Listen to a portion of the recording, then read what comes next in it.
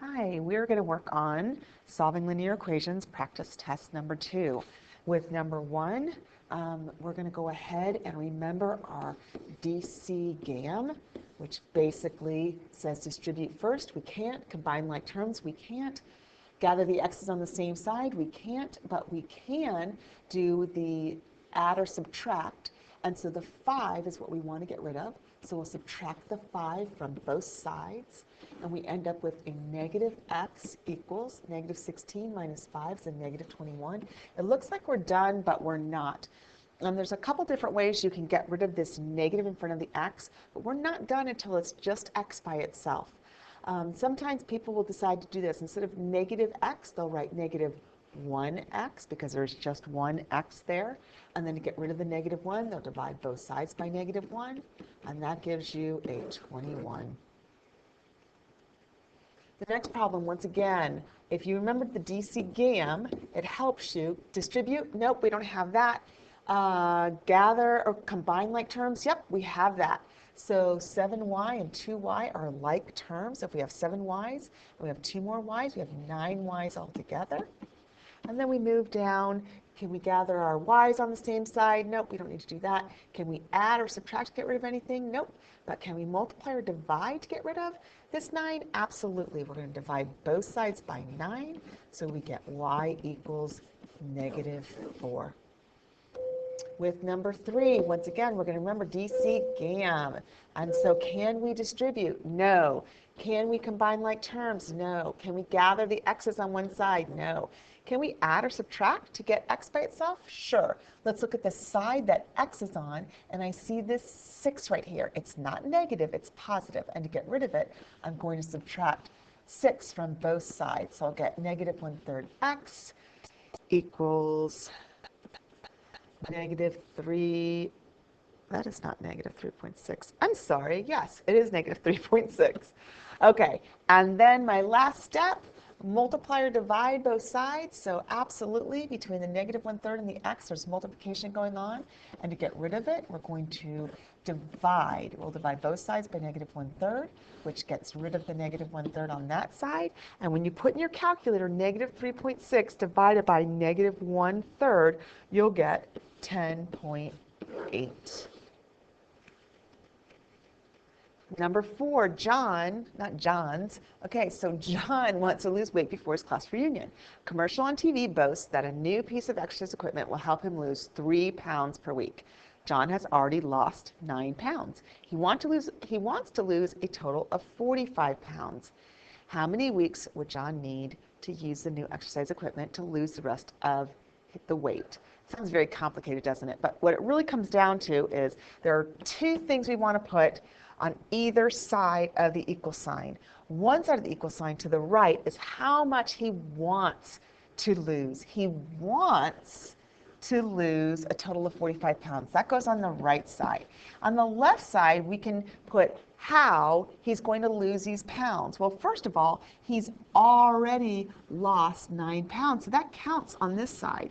He's already worked out and or whatever he's done, he's lost 9 pounds. And then he also wants to lose 3 pounds a week. So this is how he's going to get to his 45.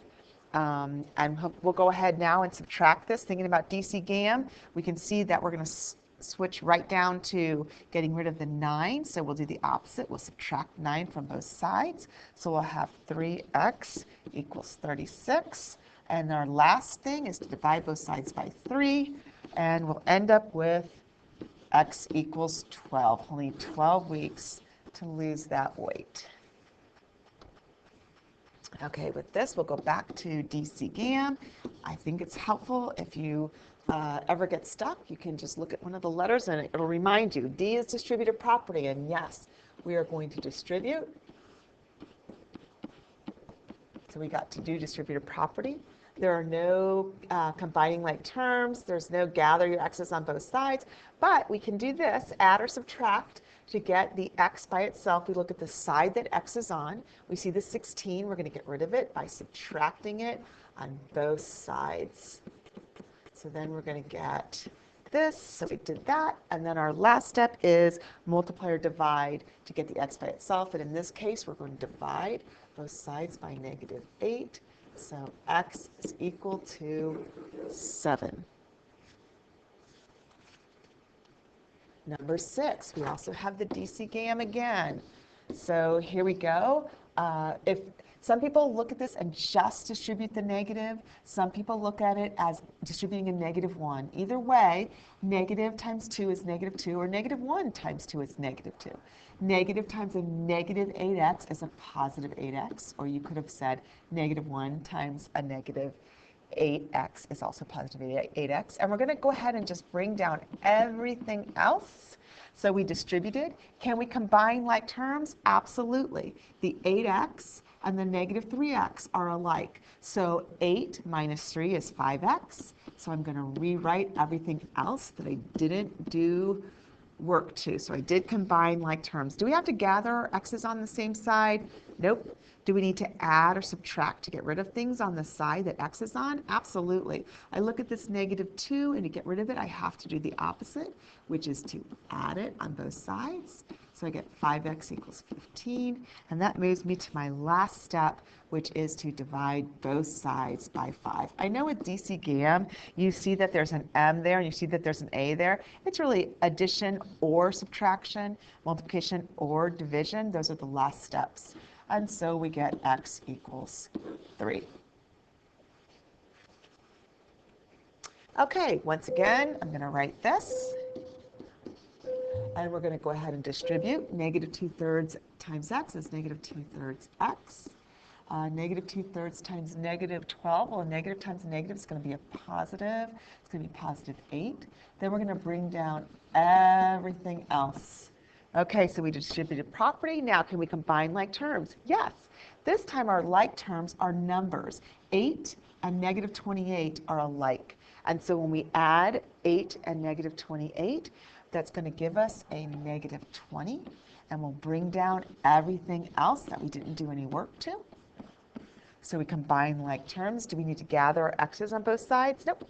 So we move on to either adding or subtracting. So we look and we're like, oh, there's that -20.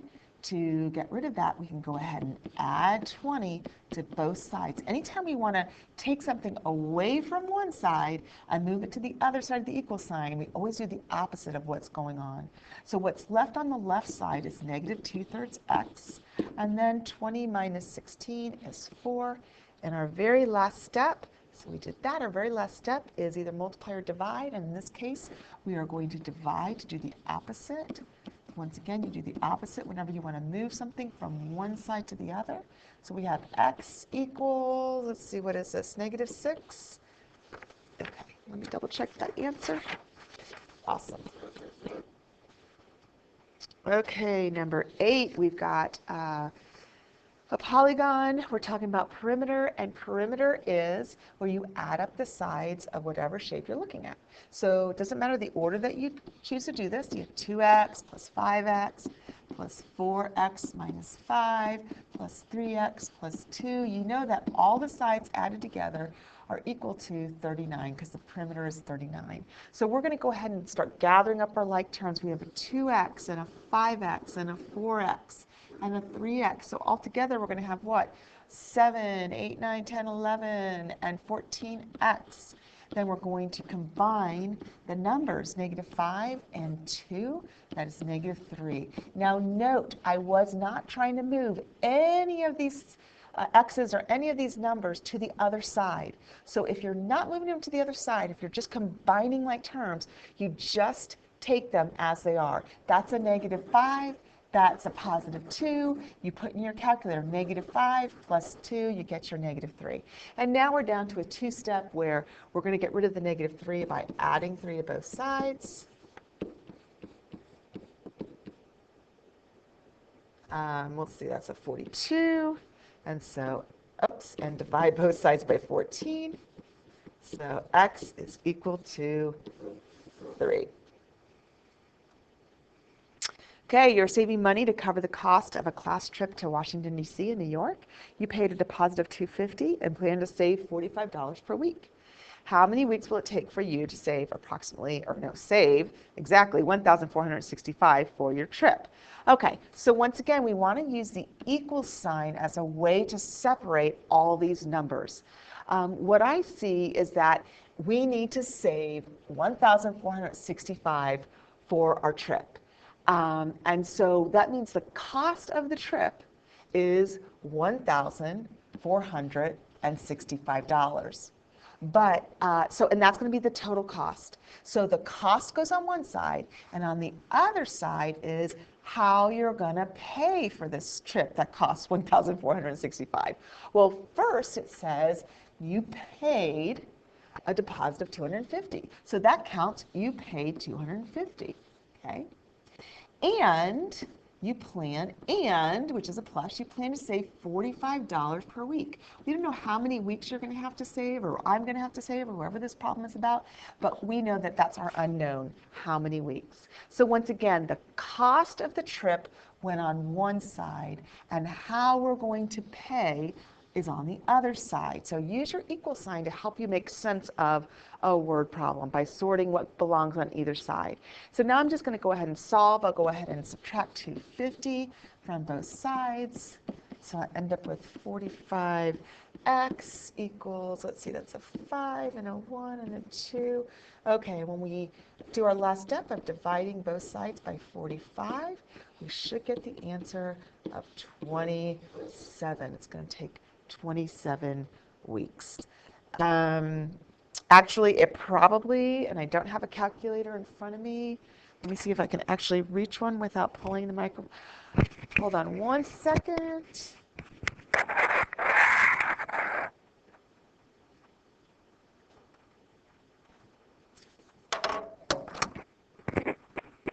Okay, if we were actually, if I was actually using a calculator there instead of approximating, what would we have gotten? Because I don't want to lose out. I don't want us to lose out on a really good discussion about rounding. All right, so if I put in 1215 divided by 45, oh, I get exactly 27. All right, so all of that break was for nothing. If we would have gotten something like 27.2, then we would have had to round up. So when we are trying to make money, we need to round up, and when we're buying, we round down. And we'll talk about that when we get to the buying one. All right, now we're back to solving equations. Let's go with the DC GAM. Once again, when you see the A and the M, know that that means addition and, that doesn't really look like an and subtraction. And this M stands for multiplication and division. So those are our two last steps. Our very last step is always we're either multiplying both sides by something or dividing both sides by something. But our next to last step is usually adding or subtracting. And that's very common when we do two steps. All right, so DC GAM, here we go. We're going to distribute. 5 times 6x is 30x. 5 times negative 8 is negative 40. Oh, we get to distribute again. 10 times 3x is 30x. 10 times negative 4 is negative 40. So we're good there. Are there any like terms that we can combine? No, not on both sides. Okay, G, can we gather the x's on the same side? Sure we can. I see a 30x over here. I want to move to the other side, so I'm going to get rid of it by doing the opposite. But I have to do it on both sides. Oh my gosh, look what happens. The x's cancel out. We end up with negative 40 equals negative 40. When your x's go away, you look at what you have and you ask yourself if it's true or not. Does negative 40 equal negative 40? Yes, it does. That means that we have an infinite amount of solutions, basically meaning we could plug in any x we wanted to into this equation, and we would still get negative 40 equals negative 40. So that's why it is called an infinite solution. So DC GAM, let's go ahead and have you notice we're doing a lot of distributing, and we're getting really good at remembering to distribute to that second number. I distributed, but I'm rewriting everything else here. So I distributed. My next thing is combine like terms. Well, on the left side, I don't have like terms, but on the right side, I do. I have negative x plus 4x. So I would put in my calculator negative 1 plus 4, and I would get a 3x. Now I'm just going to rewrite everything else that we see.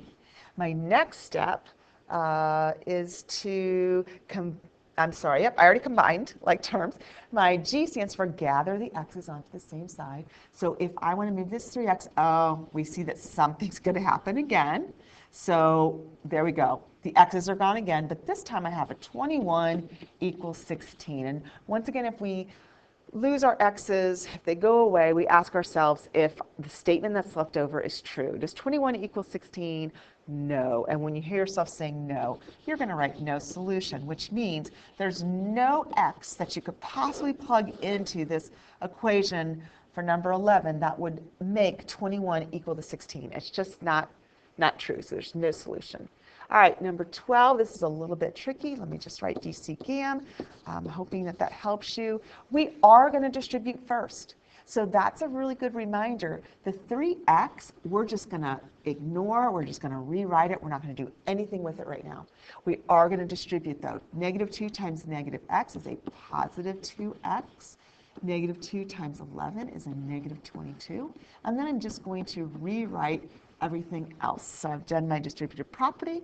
Now C reminds me to combine like terms, and I have like terms, a 3x and a 2x, so that means I have 5 x's altogether. And that's all I'm doing on this line. I'm just doing one line at a time. So I combine like terms. The next one is G stands for gather your x's on the same side. So I want to bring that negative 5x over. I'm going to add 5x to both sides. So I end up with 10x minus 22 equals 18. Those x's are gone. And so I'm down to these last two steps. Can I add or subtract anything on the side that x is on to get x by itself? And sure, I can add the 22 to get rid of the 22. So I end up with 10x equals 40. And then my very last step, multiply or divide, I am going to divide both sides by a 10. So I get x equals 4. Okay, let's move on to 13. We'll put up the DC GAM again. Okay, once again, I have to distribute first, so I can't do anything with the 10. I leave it alone. I bring it down and write it. Negative 3 times 3x, I'm distributing. Negative 3 times negative 4 is positive 12. So I've done my distributive property, and that's all. Now, can I do my C, combine like terms? Sure. I've got a 10, and I've got a 12. 10 plus 12 is 22. That's the only thing I'm going to do on this line. My students get into trouble, and I can too, if I start combining, if I start doing too many steps together. One step at a time is good. So we've done that. Now we need to gather the x's on the same side. So I'm going to move this negative 6x by adding 6x to both sides. So I end up with negative 9x plus 6x is negative 3x. These are gone. And now I'm down to, can I add or subtract? Absolutely. This is a positive 22. I'm going to subtract it to get rid of it. So that's gone. And then I end up with a 67. And my very last step, can I multiply or divide both sides? And something tells me, oh, 49 minus 22 is not 67. So 9 minus 2 is 7, and 4 minus 2 is 2. Much better. I can just hear you if you're on the other side listening. How did I get 67? I don't know. So let's divide both sides by negative 3, and we see that we have x equals negative 9. All right, let's look at 14. We're going to do DC GAM again. So we're going to distribute 2 7ths x. 2 7ths times 14 is 4. Then we're going to bring down everything else. All right, so we just distribute property. Now we're going to look for combining like terms. And we sure can combine them. 4 and 1. So we'll have 2 7ths x plus 5 equals x minus 10. So we combine those like terms. Can we gather our x's on the same side? Absolutely. Let's get rid of the x by subtracting it on both sides. And so depending on, I know a lot of students when they do this, they like to keep them in fraction form. All you have to do is put 2/7 minus 1 into your calculator. And let's see, that will give us a what? A negative 5/7 x plus 5. The x is gone, so that's negative 10. And then we're going to, let's see, we're going to subtract 5 from both sides. We're going to subtract 5 from both sides. So we'll get negative 5/7 x equals negative 15. And our very last thing we're going to do is we're going to divide. So we're dividing both sides by negative 5/7. And what is this going to give me? Let's see. We'll do a negative 15. Let me turn my calculator on. So we'll do negative 15 divided by negative 5/7, and it gives us 21. Crazy. That's something that messy can give us a whole number. Okay, so for 15, now we're getting into the proportions. I'm going to not write DC-GAM because this one's going to be done before we know it. When we see a fraction equal to a fraction, a ratio equal to a ratio, it's a proportion, we're going to cross multiply. 4 times D is 4D. Put the equal sign. 10 times 6 is 60. Then we're just simply going to divide. So D is equal to 15. That's kind of fun. Number 15 has the answer 15. With 16, this looks a little bit different. X has company, so we're going to want to put parentheses around here. But we're also going to want to cross multiply. When you cross multiply, you distribute. 2 times 3x is 6x. 2 times negative 8 is negative 16. And we'll cross multiply. 4 times 5 is 20. Then we're just simply at a two-step equation where we're going to add the 16 to both sides to get rid of it. And divide both sides by 6. So x is equal to 6. So every single one of these proportion problems, we are going to be cross multiplying. So here, x has company. We need parentheses to remind ourselves that we're going to distribute when we cross multiply. 3 times x is 3x. 3 times negative 13 is negative 39. And 8 times 2x is 16x. If I move the 16x over, it's going to probably freak students out, and it's going to be like, well, what's over there? There's nothing. So this time, instead of moving the 16x over, I'm going to move the 3x over to the other side. So I end up with negative 39 equals 13x, and so x is equal to negative 3. Number 18, in both cases, I need to put the parentheses. I'm going to cross multiply. Oops. So I guess I'll just cross multiply this way first. Negative 6 times x is negative 6x. Negative 6 times 6 is negative 36. I put the equal sign, and then I cross multiply with the 4. 4 times negative 2x is negative 8x. 4 times 3 is 12. Going back to DC-GAM, we already did the distributive property, but now we need to get the x's on the same side. We need to gather them, so we're going to gather them over here. So we'll have a 2x minus 36 equals 12. And we're down to the last two steps, which we're going to add 36 to both sides. So we get 2x equals 48. Divide both sides by 2, and we get x is equal to 24. Now we are to literal equations.